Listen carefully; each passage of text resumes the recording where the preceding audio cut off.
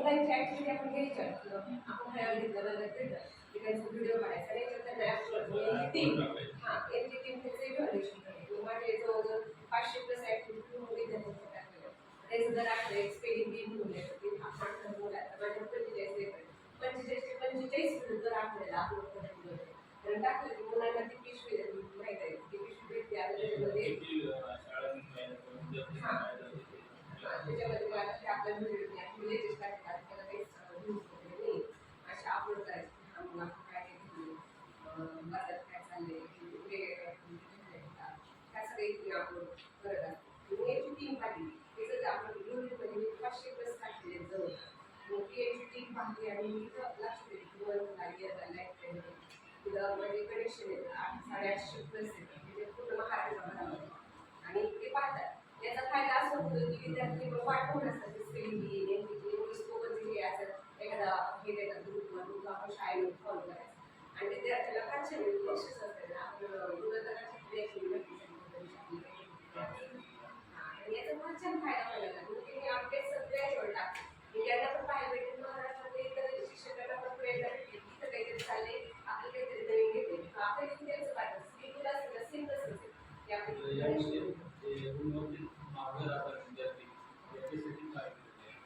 आणि ती गुणवत्ता आता इथे मग पण आम्ही शब्द वगैरे घेतो म्हणावं आउटपुट येत होतं आता मुलं काय करतात माहिती का स्वतः पाठतात तर दुसरे पण पाठतात आमची माझी मागून पाठ केली त्याच्याकडून पण पाठ करून घेतात व्हिडिओ पण तेच काढतात म्हणजे एक मोटिवेशन त्यांना पण भेटते की हा काहीतरी चेंजेस होते आणि आम्हालाही त्याचं समाधान वाटतं की इथून मागून आम्ही हे करत होतो आणि याच्यामुळे आणखी छान कार्य करायची प्रेरणा भेटायला लागली आणि हा खरं तर गव्हर्नमेंटचा उपक्रम आहे ना प्रत्येक शाळेमध्ये राबला पाहिजे आता तुम्ही एखादा पत्रकार करा किंवा हे ट्रेनिंग केलंच पाहिजे शिक्षकांनी तसं असं जर तुम्ही केलं ना की हा वेळसाठी वापरलाच पाहिजे नाहीतरी असं आपण रेग्युलर फेसबुक इंस्टा व्हॉट्सअप हे तर वापरतोयच ना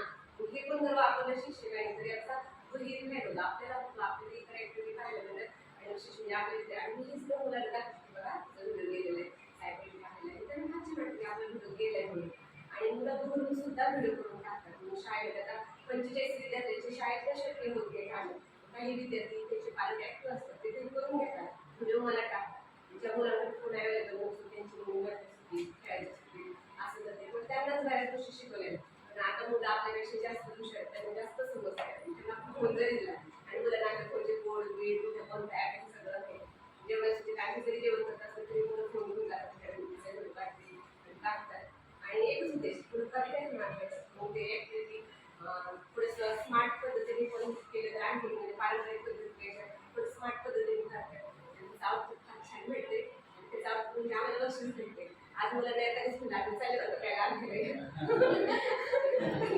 त्याला मॅडम आता ते तयार झालं का आपल्याला मला सांगायचं का मॅडम मागच्या वेळेस मला पेन घेता यायचं मला पेन्सिल पाहिजे मागच्या वेळेस त्याला तुम्ही वही देते ना आता ह्यावेळेस मला वही पाहिजे म्हणजे त्यांचं मला इकडे याच्या अगोदरच नियोजन झालं की कोणाला तरी काय काय पाहिजे असा याचा फायदा आहे.